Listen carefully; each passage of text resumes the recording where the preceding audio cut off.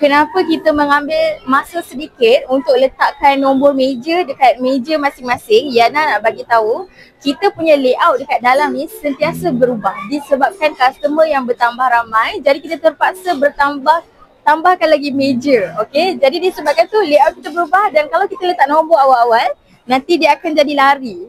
Okey. Tapi alhamdulillah sekarang meja kita semua dah tersusun, dah tambah baik yang baru, dan sekarang ni kita dah ada nombor meja dekat meja masing-masing. So Yana nak bagi tahu, lepas ni anda semua boleh je bagi tahu dekat vendor nombor meja masing-masing dekat mana yang anda duduk, supaya lebih mudah untuk vendor hantar makanan direct ke meja anda untuk makanan yang perlukan masa. Untuk yang dah terus siap, boleh terus ambil duduk, enjoy suasana dan makan dengan tenang.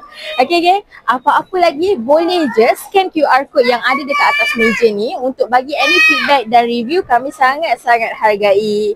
Okay, Rasa Restoran Terapung. Jangan lupa datang kat sini, boleh jumpa Yana. Terbaik geng.